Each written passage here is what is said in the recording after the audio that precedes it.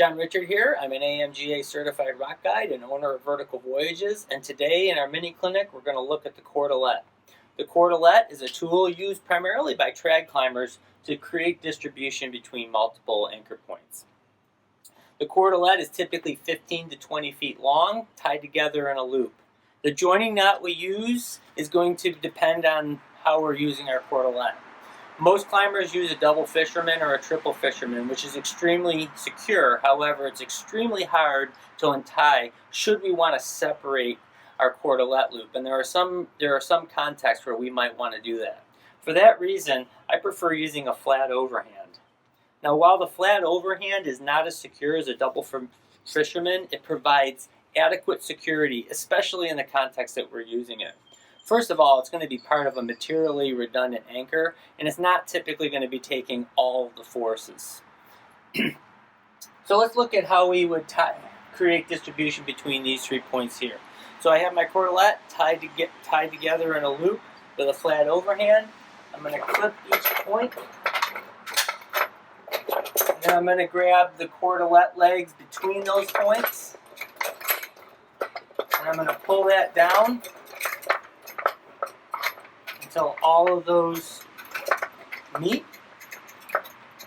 And I've positioned the joining knot in the lower third here of the Coredelette. And here's why. I'm going to incorporate it into the overhand when I tie off the Coredelette. Before I tie off my Coredelette, I need to anticipate the direction of load. So I've done that here. And now I'm going to tie it off with an overhand knot. And you'll see I've incorporated the joining knot into the overhand. And so now I don't have a joining knot on any leg of my anchor here. Now one of the drawbacks, or something to really consider with the Coredelette, is that if I misjudge the way this anchor is going to be loaded, or if the load shifts, one piece ends up taking all of the force. For that reason, we need to make sure that our components and our placements for our anchor are extremely strong, because it's pretty easy for that to happen. And we can have problems when we start putting pieces in our anchor that really are not adequate. So that's something to think about with the Coredelette. So this is the typical 3-point anchor. Now, let's say for some reason these were smaller pieces and I wanted to incorporate a fourth piece. Well, it's pretty easy to do that. You just clip all 4 pieces. I have another point up here. But this can create a situation where when I go to tie this off,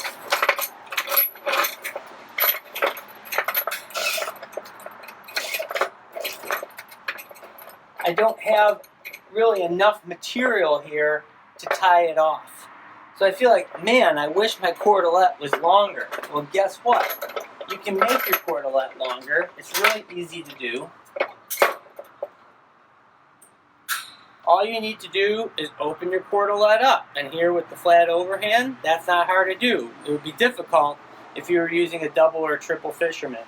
And then I'm going to put bite knots in the ends of the Coredelette.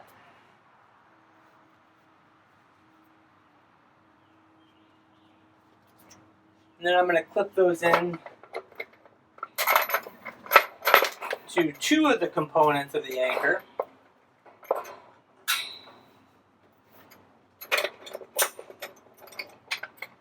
And then I'm just going to take the legs, and now you'll see I have plenty of material to tie off my Coredelette.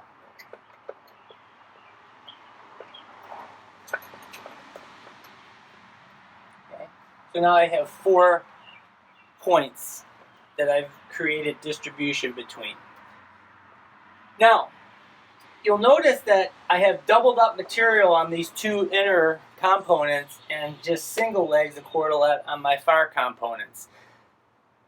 Tying the Coredelette this way does change the distributive properties, and it's something to consider. So it does matter which pieces you clip these bite knots to. But that's not something we're going to really cover in this mini clinic. But I did want to show you that if you ever need more material, that you can open your Cordelette up and it provides you with more material so that you're able to tie it off. So that's another way that you may not have seen the Cordelette used.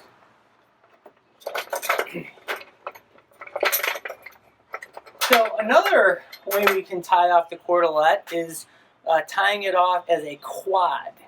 And this is extremely efficient for bolted multi-pitch, where you have 2 solid bolts at every anchor station. So I'll show you how to tie the quad. So first I'm going to tie my Cordelette back together. Use a flat overhand. And then to tie the quad, first thing I'm going to do is I'm going to double up my Cordelette. Okay?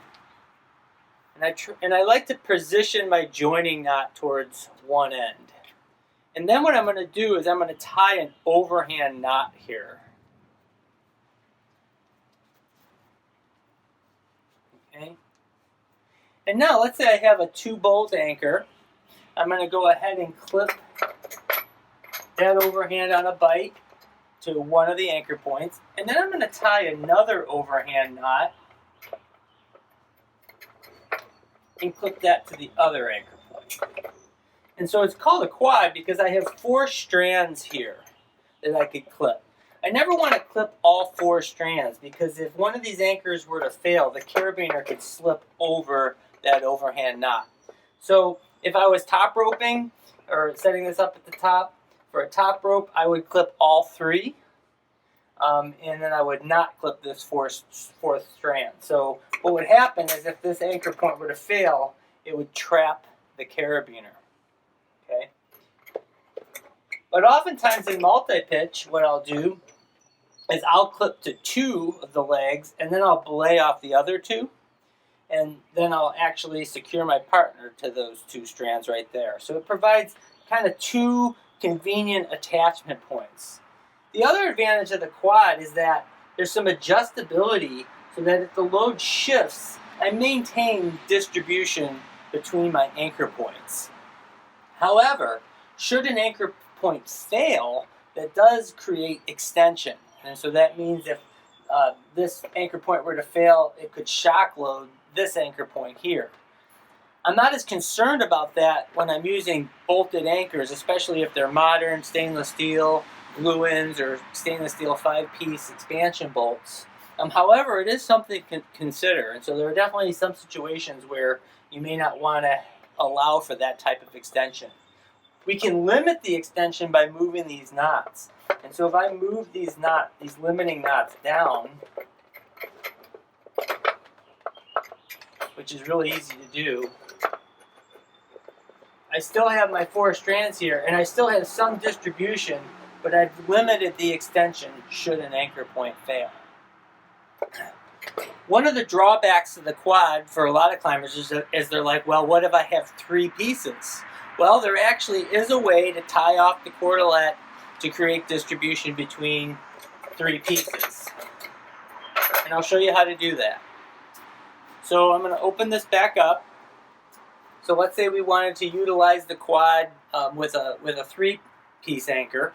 What I'm going to do is I'm going to clip into 2 of my points, and then I'm going to go ahead and anticipate kind of how I would like these 2 points to be loaded based on where I'm going to tie off this other leg, and I'm going to tie an overhand knot there. Okay, and you can see I've created distribution between these 2 points. Now I want to incorporate this bolt here. So what I'm going to do is tie another overhand knot.